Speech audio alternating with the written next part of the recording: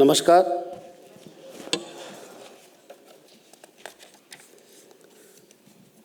Shrimati Sunetra Pawar ji, honourable deputy CM of Maharashtra, Shri Ram Shinde ji, Maharashtra Vidhan Parishad chairman,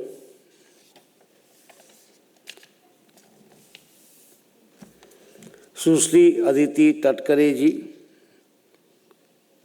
महिला एवं बाल विकास मंत्री, Shri Jay Kumar Rawal ji, minister protocol and food processing, Shrimati Ritu Taware ji, Mumbai mayor of Mumbai, doctor Ujjwala Chakradev, SNDT महिला विश्वविद्यालय के कुलपति, secretary to the governor, Bharat की प्रथम राष्ट्रीय दृष्टिबाधित महिला क्रिकेट टीम की खिलाड़ी बहन doctor Mahantesh ji, cricket association for the blind in India CABI के अध्यक्ष,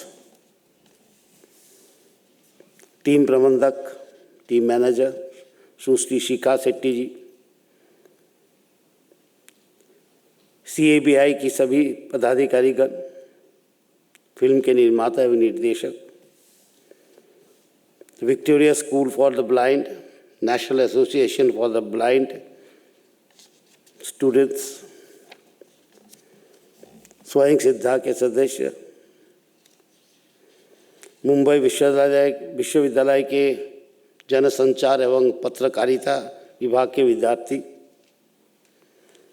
यूनिसेफ महाराष्ट्र की प्रतिनिधिगण, विभिन्न विद्यालयों एवं स्वयंसेवी संस्थाओं से पधारे सभी अतिथि देवी और सज्जनों,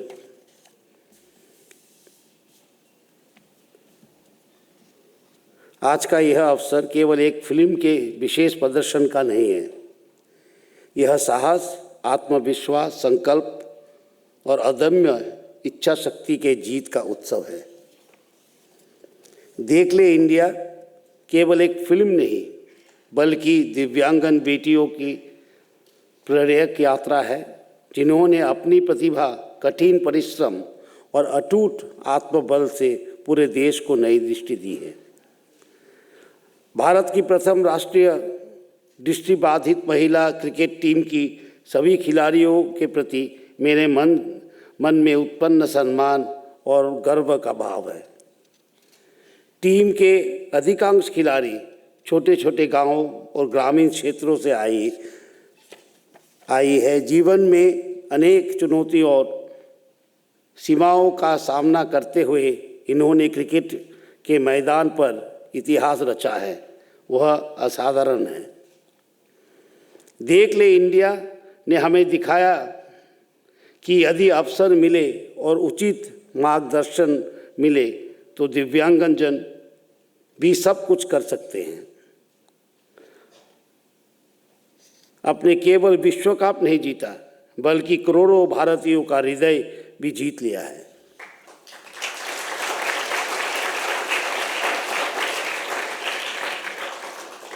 वर्ल्ड कप विजय के लिए मैं आप सभी को हार्दिक बधाई देता हूं।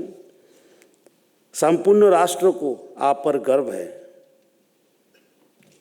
मैं cricket association for the blind in India के अध्यक्ष डॉक्टर महांतेश जी के, टीम मैनेजर शिखा शेट्टी तथा सभी पदाधिकारियों को हार्दिक बधाई देता हूं।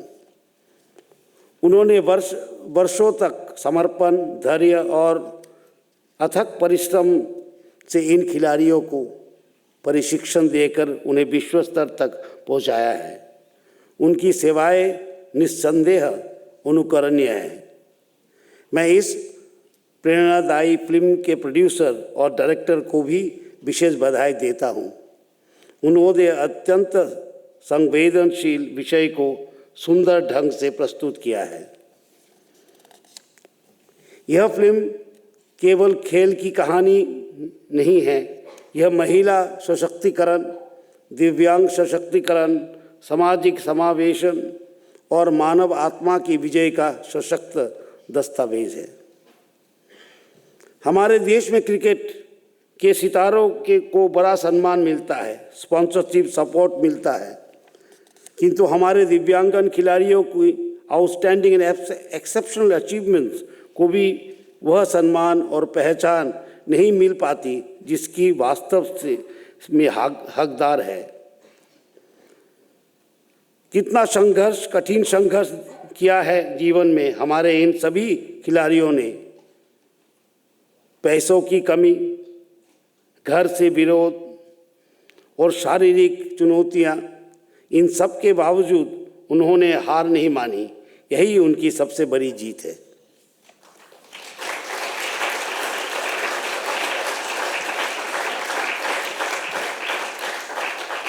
प्रधानमंत्री श्री नरेंद्र मोदी जी ने दिव्यांगजनों के प्रति समाज की सोच बदलने का महत्वपूर्ण अभियान चलाया है। उन्होंने दिव्यांग शब्द देकर समाज को संवेदनशील दृष्टिकोण अपनाने का संदेश दिया। सबका साथ, सबका विकास, सबका विश्वास और सबका प्रयास की भावना की दिव्यांगजन समान भागीदारी है। प्रधानमंत्री जी ने निरंतर खेलों को जन आंदोलन बनाने पर बल देते रहे हैं। उन्होंने खेलो इंडिया, फिट इंडिया तथा समावेशी खेल संस्कृति को बढ़ावा दिया है। हमें खेलों का विद्यालयों, महाविद्यालयों, विश्वविद्यालयों और समाज के प्रत्येक स्तर तक पहुंचाना होगा।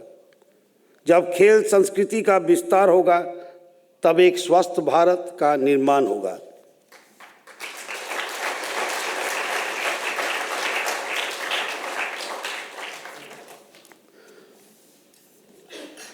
महाराष्ट्र के राज्यपाल तथा राज्य के विश्वविद्यालय के कुलपति के रूप में मैं राज्य के सभी कुलपतियों से आग्रह करूंगा कि दिव्यांगन खिलाड़ियों के लिए विश्वविद्यालय के स्पोर्ट्स फैसिलिटीज़, ट्रेनिंग फैसिलिटीज़ और अन्य रिसोर्सेज उपलब्ध कराएं।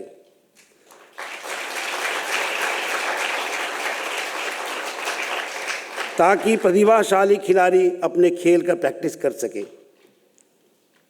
मैं state government, public sector undertakings, corporate तथा प्राइवेट सेक्टर से भी आग्रह करता हूं कि उत्कृष्ट दिव्यांगन खिलाड़ियों को एम्प्लॉयमेंट के अवसर उपलब्ध कराइए।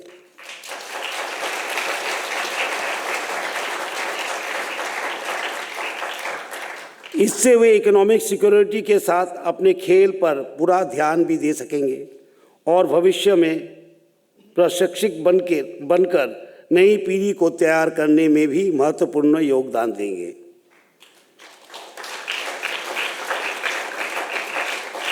मैं cricket association for the blind in India, देख ले इंडिया के प्रोड्यूसर डायरेक्टर तथा इस प्रेरणादायी यात्रा से जुड़े सभी सहयोगियों को हार्दिक बधाई देता हूं। Actually, they had come to see me. The players had come to see me along with the producers of the movie. And I had seen the short clip of the documentary. And then I knew that this film was not about cricket. It was about inspiration. It was about inspiration. And it was about, the challenges are not obstacles.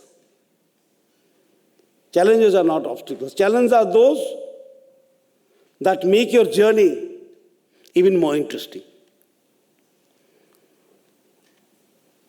Looking at this documentary is like looking into the human endeavor to reach perfection, to reach out beyond limits. And it is also part of our sporting history. This team has won the cricket for blind. Women's team has won the gold medal, the world trophy. And this is a moment to be documented. And it is aptly named Dekh Le India. And I believe that a lot of people should see it. और देखना भी चाहिए सब. Because nowadays inspiring things have become little less. Everything is more information. When you look at our screens all the time, it is information that has been hammered into us. These days are high in technology and low in inspiration. And what we saw in the documentary is not tech. It is inspiration. It is pure inspiration. And particularly touching was the fact that the girls were talking about, after cricket what? Someone to help their family. Someone to become teachers so that they can, spread education in their villages. The sense of responsibility, of sharing burden of the family, the sense of responsibility to the society. And when they played the game, the sense of responsibility towards the nation to do it proud is something that this film personifies. So I believe it is really a Dekh Le India film. It is really a Dekh Le India documentary. And I wish the producer, director all success, and all success to the young players. Congratulations. And I'm sure you will do the nation proud on many more occasions. And most of these girls, or all, are from very humble backgrounds. Actually, where you come from does not matter, what you do matters.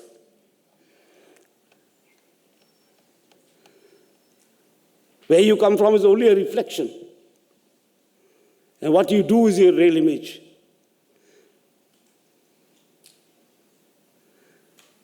And what these girls did was something that the nation will be proud for a very long time. I wish them all the best, and I wish everyone who is with this team all the best, and with this film also. And if we require, we will film, show these films in university also.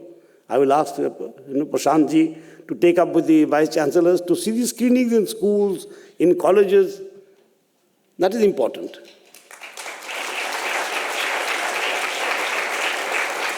And seeing it on the phone is seeing it by yourself. Seeing it in a group energizes the whole thing. That is very important. That's why I said, let's have a screening. As I could say, everyone can see on the phone. That is a different matter altogether.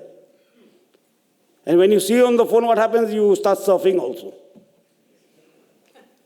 So real things don't taste very good on the phone. Whether it is good music, good film, a good drama does not look too good on a phone. Because after all, we are human beings, our minds do start wandering. When you sit together, the energy is there. That's why for Indian classical music also we say Baitak. We say Baitak. We don't say, stage shows. Those come from the West. Concert and stage shows. We have adapted from the West as time goes by. We are with Baitaks. Sit together and listen. Sit together and learn. I was actually telling Prashant, secretary to the governor, that day we were talking on the car, and I said, Upanishad also means that. The word Upa comes from sitting nearby, Upa. Next to. Ni means below in Sanskrit, and Shad means to sit. The sitting below the Guru and learning is what Upanishad is. So I am very happy that today we could sit together and see this wonderful film of challenges, film of victory, film of responsibilities, a film that reflects equality, a film that says that we too have responsibilities. And so I, once again, thank all of you. Thank you. Jai Hind, Jai Maharashtra, Jai Bharat.